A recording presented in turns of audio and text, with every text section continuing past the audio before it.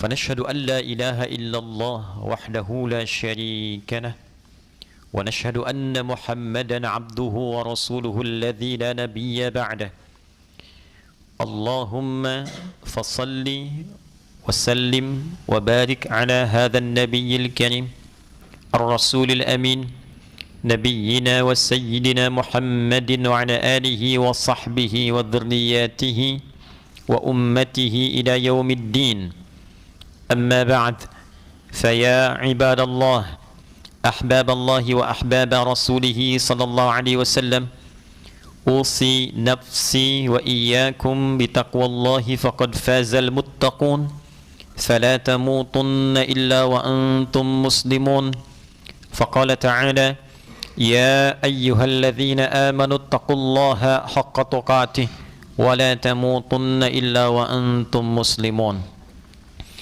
Hadirin jamaah Jumat rahimani wa rahimakumullah. Mengawali Jumat ini, khatib ingin mengajak kepada kita semua tanpa kecuali untuk meningkatkan syukur kita kepada Allah Subhanahu wa taala. Alhamdulillah, dari sekian hamba Allah yang beraktivitas sampai detik ini, kita yang masih diberikan kemampuan untuk beriman kepada Allah Subhanahu wa taala, dan dari sekian hamba Allah yang menyatakan dirinya beriman kepada Allah, kita masih diberikan oleh Allah kemampuan untuk membuktikan keberimanan kita kepada Allah dengan menunaikan ibadah Jumat berjamaah. Semoga Jumat ini dijadikan oleh Allah Subhanahu wa taala sebagai Jumat terbaik yang berkah dari sekian Jumat yang pernah kita lalui. Hadirin, sejak manusia diciptakan oleh Allah Subhanahu wa taala, maka deklarasi yang menyertai penciptaan itu diantaranya adalah kesempurnaan, kebaikan, dan keistimewaan makhluk yang dicipta ini. Allah bersumpah di Al-Quran surah ke-95, surah At-Tin, dengan 3 risalah kenabian. Risalah Nabi Isa alaihi salam, Wat-Tini waz-Zaitun. Risalah Nabi Musa alaihi salam, Wat-Turi Sinin. Risalah puncak keistimewaan para nabi, Nabi Muhammad sallallahu alaihi wasallam, wa hadzal baladil amin. Dan seluruh yang terkait dengan sumpah para rasul yang sangat viral di muka bumi sampai detik ini, untuk menegaskan tentang sempurnanya penciptaan fisik manusia. Laqad khalaqnal insana fi ahsani taqwim. Sungguh aku tegaskan dan aku jamin penegasan ini dengan kepastian bahwa seluruh manusia yang tercipta untuk beraktivitas di muka bumi ini diciptakan dengan kondisi fisik yang sempurna. Bersamaan dengan sempurnanya kondisi fisik itu, sehingga disebut juga dengan bashar. Malaikat punya nama, jin punya nama. Nama bagi kita manusia yang sempurna penciptaan fisiknya disebut dengan bashar. 35 kali ini disebutkan dalam Al-Quran, bashara ini 1 kali. Dan inilah yang mengawali penciptaan fisik yang sempurna itu, nama bashar, yang bahkan diviralkan di kalangan para malaikat. Quran surah ke-15 di ayat yang ke-28. Wa idh qala rabbuka lil malaikati inni khaliqum bashara. Dan Muhammad sallallahu alaihi wasallam, ingatlah, pahamilah, sampaikan pada umatmu ketika Allah Subhanahu wa taala memviralkan pada kalangan malaikat ada makhluk baru yang akan dicipta dengan tugas spesifik istimewa sebagai khalifah di muka bumi. Makhluk ini diberi nama oleh Allah dengan nama bashar. Makhluk yang sempurna penampilannya, halus kulitnya, punya unsur nafsu dalam perjalanan kehidupannya. Bersamaan dengan sempurnanya fisik ini, dilekatkan pula kemuliaan sifatnya, kemuliaan karakternya. Maka turunlah Quran surah ke-17 di ayat ke-70 untuk menggambarkan kemuliaan karakteristik makhluk yang tercipta dengan fisik sempurna ini. Walaqad karramna bani Adam. Dan sungguh kata Allah, aku tegaskan, aku pastikan, aku memberikan kemuliaan karakter, sifat kebaikan-kebaikan pekerti pada makhluk yang tercipta bernama manusia ini sebagai keturunan dari anak cucunya Adam alaihissalam. Wa hamalnahum fil bardi wal bahr. Lalu mereka banyak beraktivitas, dominannya di daratan, ada yang di lautan. Wa razaqnahum minat thayyibat. Karena makhluk ini mulia, aku siapkan pula rizkinya yang bisa dicari dengan cara yang baik. Wa faddalnahum ala katsirin mimman khalaqna tafdila. Dan aku berikan keunggulan, kemuliaan melebihi makhluk-makhluk lain yang pernah tercipta. Lebih daripada binatang, lebih daripada tumbuhan, lebih daripada jin, dengan kemuliaan yang melekat pada dirinya. Allah pencipta menyebut dirinya dengan Khaliq. Proses penciptaan disebut dengan khalaq. Iqra bismi rabbikal ladzi khalaq. Yang tercipta makhluk, karakternya disebut dengan akhlak. Semuanya terambil dari 3 huruf dengan satu rangkaian kata. Kha, lam, dan qaf. Penciptaannya khalaqa, penciptanya khaliq, kitanya makhluk, karakternya akhlak. Maka inilah yang kemudian kita bawa dalam tugas di muka bumi. Menjadi apapun. Khatib telah terangkan tentang makna khalifah, memakmurkan bumi, mensukseskan kehidupan kita, berjalan dengan manfaat dan baik. Tugas apapun yang Anda, kita kerjakan di bumi ini, maka jadilah pribadi yang baik, mengerjakan yang bermanfaat. Jadi apapun, silahkan jadi pejabat, karyawan, petugas A, B, C, bertani, mengajar, jadi ulama. Jadilah ulama yang baik, sukses dalam tugas Anda, bermanfaat dalam kehidupan, bersikap yang baik, jaga itu sampai pulang. Dari lahir, baligh mulai dihisab itu dievaluasi. Anda kerja di kantor, Anda dievaluasi. Mulai Anda kerja, di saat itu dievaluasi. Mulai kita baligh, di saat itu dievaluasi. Akal sudah mulai matang, tindakan sudah mulai terkontrol, sudah bisa membedakan mana yang banyak, mana yang sedikit, mana uang banyak, mana sedikit, mana yang benar, mana yang salah. Saat itulah kemudian semua tindakan kita terukur, dari keterukuran itu kemudian dituliskan, dari tulisan itu kemudian ditimbang, dari timbangan itu kemudian dievaluasi. Itulah hisab. Itu yang kita kerjakan, jadi apapun sampai pulang.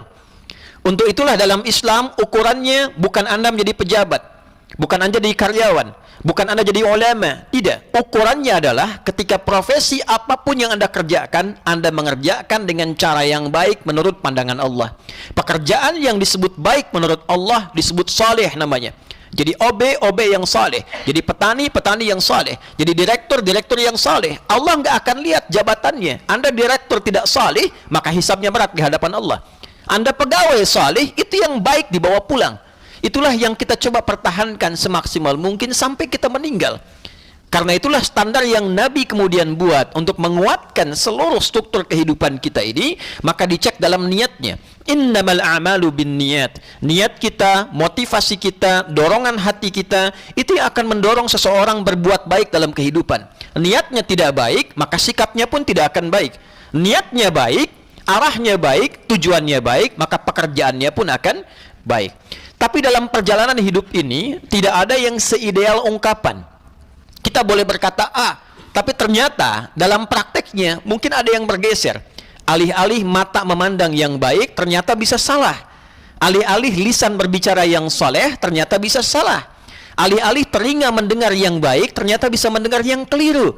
Betapa banyak dalam kehidupan, jangankan dari balik, hari ini saja, berapa kali mata melihat yang salah. Dari besok saja, kita siapkan untuk berjalan, beraktivitas. Tapi ternyata ketika kita rencanakan, lisan bisa berkata yang tak baik, telinga bisa mendengar yang tak baik. Ukur, bayangkan selama berkehidupan dari baligh sampai sekarang detik kita menunaikan Jumat, berapa kesalahan yang telah dikoleksi dan berapa tekad kita merubah yang salah itu menjadi soleh. Itu belum masuk pada status sebagai suami. Sudahkah menjadi suami yang soleh? Sudahkah menjadi ayah yang soleh? Sudahkah menjadi anak yang soleh? Semua peran yang kita pilih, ingat, semua peran yang kita pilih dalam hidup, itulah yang kita pertanggungjawabkan di hadapan Allah ketika pulang. Memilih peran sebagai suami dengan menikah, maka itu pilihan yang dipertanggungjawabkan. Memilih pekerjaan yang kita pilih, kenapa Anda menjadi seorang pebisnis, jadi profesional, jadi polisi, jadi tentara, itu kan pilihan. Ketika kita ambil, ada evaluasi dunia, ada hisab akhirat. Maka dalam konteks ini Allah yang punya sifat Rahman, penyayang yang tidak punya batas dalam konteks kehidupan dunia. Sampai akhir nyawa di kerongkongan masih terbuka dengan kasih sayang Allah ini, setiap hamba mendapat hak kesolehannya. Seburuk-buruknya manusia, Khatib pernah sampaikan di berbagai kesempatan, Fir'aunnya Fir'aun. Anda bayangkan, Fir'aunnya Fir'aun masih diberikan kesempatan dikirim 2 orang nabi, 2 orang rasul, Musa dan Harun, sampai ke titik nyawa terakhirnya hanya untuk memberikan haknya menjadi pribadi yang soleh. Pernah mengaku Tuhan, hobinya bunuh orang, menjadi penguasa yang lalim, menggunakan sewenang-wenang, tapi masih diberikan haknya. Karena setiap kita dengan dasar rahmannya Allah masih punya kesempatan untuk mengambil hak kita menjadi pribadi yang lebih baik. Karena itulah dalam Quran kita diajarkan melihat orang dengan kacamata kasih sayang. Karena Allah pun berkasih sayang tanpa batas. Maka siapa kita yang bukan Tuhan menghukumi orang dengan hukum yang sangat jauh dari keburukan, sementara dia masih punya hak untuk menjadi pribadi yang soleh sebelum nyawanya berpulang kepada Allah Subhanahu wa ta'ala. Maka di titik inilah kemudian kita semua diberi kesempatan. Entah apapun masa lalunya. Apa masa lalunya Umar bin Khattab radhiyallahu ta'ala anhu? Apa masa lalunya Abu Dzar Al-Ghifari yang kalau Anda lihat dalam sejarah silahkan telusuri. Siapa itu Muawiyah bin Abi Sufyan? Siapa si fulan? Siapa si fulanah? Dan seterusnya. Tapi bagaimana mereka menjadi pribadi yang bisa dikenang di kemudian hari? Orang hebat, jadi contoh, jadi teladan, jadi inspirasi, dibuat buku di mana-mana dibaca, ditebarkan, diteladani. Siapa mereka sebelumnya? Mereka adalah orang-orang yang menutup masa lalunya yang kelam, mengambil hak kesolehannya dan mempertahankan itu sampai pulang. Anda bisa bayangkan, jika 80% hidup digunakan pada yang salah, 20% yang mengambil hak yang soleh, maka 20 itu bisa menutup 80% yang telah berlalu. Bahkan ada di antara mereka yang 95%-nya salah, 5%-nya diambil sebelum meninggal hak kesolehannya, dan 5% itu menutup semua kesalahan yang pernah dilakukan. Solehnya yang viral. Betapa Allah benar dengan janjinya. Qul ya ibadiyalladzina asrafu ala anfusihim la taqnatu min rahmatillah innallaha yaghfirudz dzunuba jami'a. Ya Muhammad sallallahu alaihi wasallam, viralkan pada semua hambaku, viralkan dengan sifat kasihku, duhai hambaku yang pernah punya masa lalu sekelam apapun, seburuk apapun. Israf itu keburukan yang selalu bertambah. Nambah, telinga dengar buruk, lisan berkata yang buruk, mata melihat kepada yang buruk. Tapi ternyata terbersit dalam jiwanya untuk mengambil hak kesolehannya. Saya ingin berubah, saya ingin jadi baik, saya ingin taubat. Sampai kapan saya begini? Kata Allah, la taqnatu min rahmatillah. Jangan kamu simpulkan putus asa untuk mendapatkan rahmat Allah. Aku Rahman, gak ada batasnya. Engkau yang punya batas dengan kematianmu. Sepanjang nyawa belum sampai ke kerongkongan, jangan simpulkan batasan-batasan dalam maafku, kata Allah. Innallaha yaghfirudz dzunuba jami'a. Sungguh tegaskan pada hatimu, yakinkan pada hatimu yang paling dalam, aku Allah akan mengampuni seluruh dosa-dosa yang pernah engkau kerjakan sepanjang engkau mau kembali mengambil hak kesolehanmu. Hadirin, ketika itu diberikan oleh Allah, maka dibentangkan waktu bagi kita untuk mengevaluasi diri. Dalam harian ada malam, menjelang kemudian selesai ke subuh, ada jarak antara malam ke subuh, disebut waktu sahar. Di sahar itulah kemudian Allah bentangkan siapa yang mau istighfar, siapa yang mau berubah. Bahkan turun ayat, wabil asharihum yastaghfirun. Ada kalangan hambaku, kata Allah, calon penghuni taman surga. Anda bayangkan, ada orang salah, pelaku kriminal yang mengambil kesempatan sebelum subuh, pernah kriminal selama hidupnya, tapi dia mau mengambil kesempatan ini, mengambil hak kesolehannya, disebut oleh Allah calon penghuni taman surga. Yang mengambil kesempatannya dalam setiap malam menjelang subuh, dia istighfar kepada Allah. Wabil asharihum yastaghfirun. Menjelang subuh dia katakan, astagfirullah, aku salah ya Allah, aku ingin kembali jadi baik. Astaghfirullahalazim alladzi la ilaha illa huwal hayyul qayyum wa atubu ilaih. Bahkan di Quran surah Ali Imran di ayat ke-17 itu disamakan amalannya dengan orang sabar, orang infak, orang-orang pejuang, as-sabirina was-sadiqina wal qanitina wal munfiqina wal mustaghfirina bil ashar. Ada para penyabar, ada orang rajin infak, ada orang khusyuk dalam ibadah, ada orang benar dalam amalannya. Itu senilai dengan orang yang rajin istighfar di waktu subuh, menjelang subuh, menjelang subuh, menjelang azan. Istighfar, istighfar, istighfar. Ada yang pekanan Jumat, Di Jumat waktu yang luar biasa, ba'da asar, menjelang maghrib, maksimalkan istighfar, minta rahmat Allah. Ada yang bulanan datang, ada yang tahunan, ada yang sekaligus mengevaluasi dari ujung kepala sampai ujung kaki. Ibadahnya disebut dengan haji. Maka haji kenapa disebut dengan haji al-qasdu, tujuan? Apa tujuan dari haji? Memperbaiki diri sehingga menanggalkan yang salah, membawa yang saleh. Ditanggalkan yang salahnya di sana. Arafat, kenal kesalahan kita. Mengapa selama ini jauh dari Allah, susah sholat, susah berbuat baik, sulit baca Al-Quran. Maka dia evaluasi diri, istighfar di padang Arafat itu, istighfar. Setelah itu dia simpulkan faktornya 3, karena nafsu terlalu dominan. Inilah Aqabah. Maka datang kemudian ke Masy'aril Haram, kemudian datang ke Muzdalifah. Hal dia ingat yang membuat dia terpeleset, bawa batu kemudian 7. Dia lontar di Jamarat. Yang dilontar itu Aqabah. Aqabah itu dalam internal kita. Penguasaan nafsu yang terlalu dominan. Kalau ada kita berbuat perilaku yang tidak baik, bukan salah orang, salah kita pada puncaknya. Kenapa nggak bisa menata nafsu kita sendiri? Kalau orang nyogok, kemudian Anda korupsi, yang salah itu bukan orang yang nyogoknya, yang pertama kalinya. Tapi yang salah pertama kali adalah ketidakmampuan kita mengendalikan nafsu. Kenapa diterima? Kalau kita tolak pun kan bisa. Tidak mengurangi rizki. Jadi itulah kenapa yang pertama Aqabah yang dilontar. Setelah kita catat di Arafah, inilah saya. Kekurangannya tuliskan 1, 2, 3, 4, 5. Tanggal 9 Dzulhijjah.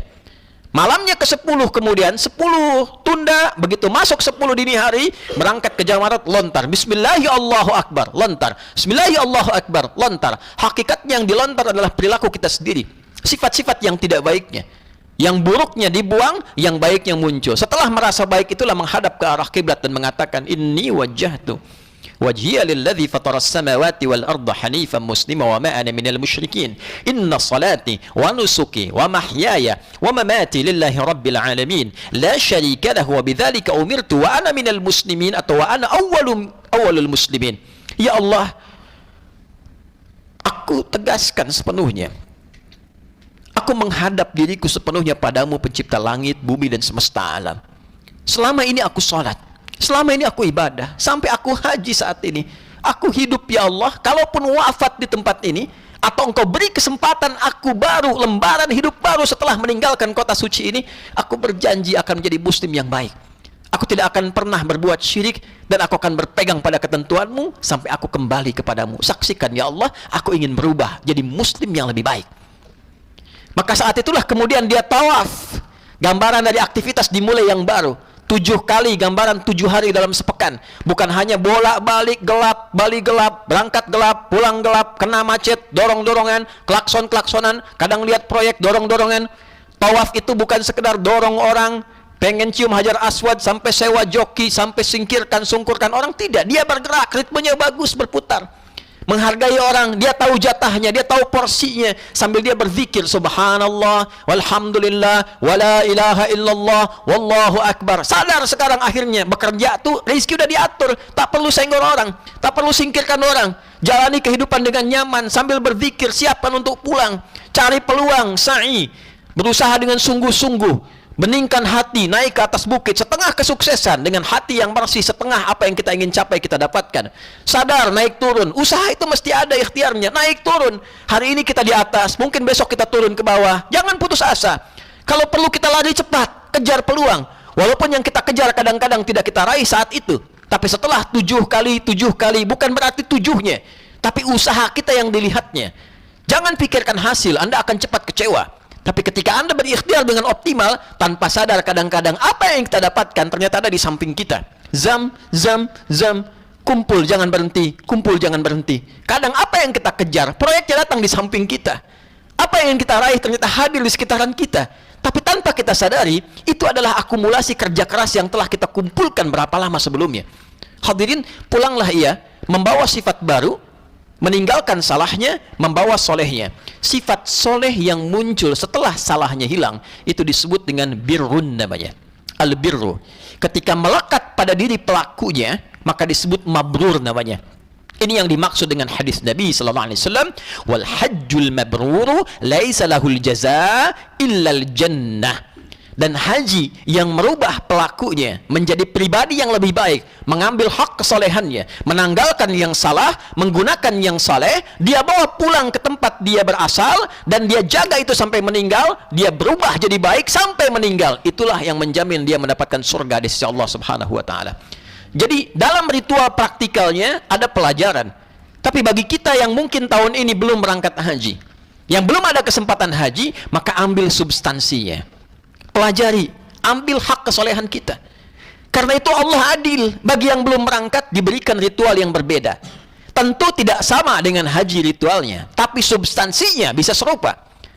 Tidak ada yang menandingi salat di dalam Masjidil Haram. Di sana 100.000, di sini 1. Berjamaah kali 27, di sini kali 27. Tapi kalau orang berhaji tidak paham esensi, dia hanya bolak-balik, dia katakan labbaik, kata Allah la labbaik, nggak ada labbaik. Kamu nggak jelas. Perangkat kamu haram, pakaian kamu haram, niat kamu haram, perilaku kamu haram. Tapi bagi kita yang belum berangkat, kita doakan semua berhasil dengan baik. Kita di sini ambil esensinya. Maka 10 hari yang pertama kita manfaatkan dengan baik. Berdasarkan hadis Nabi sallallahu alaihi wasallam ketika beliau menyampaikan dalam riwayat Ibnu Abbas radhiyallahu ta'ala anhuma, anin Nabi sallallahu alaihi wasallam qala, "Ma min al-ayyam al-'amalu as-salihu fihinna ahabbu ila Allah min hadhihi al-ayyam al-'ashr." Enggak ada perjalanan hari dalam setahun kecuali yang terbaik itu 10 hari pertama bulan Dzulhijjah. Bertanya sahabat, walal jihadu fi sabilillah ya Rasulullah, apakah jihad fi sabilillah tak mampu menandinginya? Maka menjawab Nabi sallallahu alaihi wasallam, walal jihadu fi sabilillah illa rajulun kharaja bi nafsihi wa malihi wa lam yarji' min dzalika bi syai'. Enggak ada yang menandingi kecuali satu bentuk perjuangan, orang yang berjuang dengan fisiknya, dengan hartanya sampai meninggal dia diniatkan karena Allah, itu yang tertinggi. Yang berhaji, Anda ayah yang bekerja mencari nafkah, ada anak yang berjuang untuk orang tua sampai dia meninggal, dia keluar biaya, dapatkan ongkos, dia niatkan lillah karena Allah, untuk keluarganya nafkah, untuk ibunya, untuk ayahnya, dia keluar, untuk anaknya, untuk istrinya, dia niatkan lillah, meninggal dia di pertengahan, fi sabilillah. Pernahkah tahu kita informasi tentang itu? Hadirin, jika itu dilakukan di 9 pertama Dzulhijjah, hari ke-10-nya kita salat, maka kita kerjakan, tingkatkan amal saleh, tingkatkan puasa, tingkatkan sedekah, tingkatkan bekerja, niatkan lillah sampai hari ke-9 kita puasa. Di sana wukuf Arafah, di sini puasanya namanya sama, puasa Arafah. Siyamu yaumi Arafata anni ahtasibu 'ala Allah an yukaffira sanati allati qablahu wa sanati allati ba'dahu. Puasa di hari orang wukuf. Di sana wukuf, di sini puasa. Puasanya pun disebutkan dengan nama substansinya, Arafah. Kenali diri kita, bukan puasa biasa.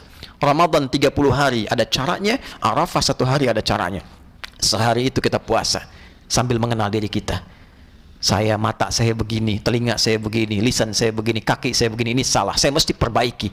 Ketika kita sampai buka sadar, ada yang harus kita perbaiki dan kita taubat, maka substansinya dapat seperti orang wukuf di sana. Jika di sana lontar jumrah, di sini menyembelih hewan, sifat hewaninya disembelih, maka insaninya yang muncul. Di sana membaca setelah lontar jumrah inni wajjahtu, di sini pun saat menyembelih bacaannya sama, inni wajjahtu. Silahkan cek dalam hadisnya, semua sama. Maka sekarang pilihan pada kita. Jangan katakan saya belum berhaji sehingga saya nggak berhak mabrur.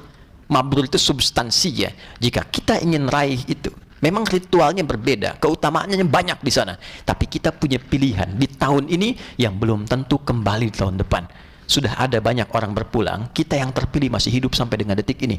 Jika Allah berikan sampai detik ini, hari ini, tahun ini, belum juga membuat kita berubah jadi baik, maka berapa banyak lagi Dzulhijjah yang kita butuhkan sekedar untuk memberi kesempatan kita berubah menjadi pribadi yang lebih baik.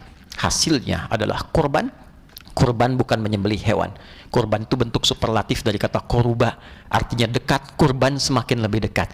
Maka orang yang berhasil dalam rentangan 1 sampai 10 Dzulhijjah ini, dia menjadi dekat hubungannya dengan Allah, lebih baik, lebih nikmat sholatnya, lebih siap untuk pulang, lebih cepat membawa bekal untuk ke alam kuburnya, dan lebih mengumpulkan bekal-bekal kebaikan untuk hisabnya di akhirat kelak. Maka jadilah ayah yang baik, suami yang baik, teman yang baik, tetangga yang baik, masyarakat yang baik, abdi negara yang baik, dan dengan kebaikan itulah kita akan pulang dalam keadaan pulang yang baik, yang bahasa Arabnya dikenal dengan husnul khatimah.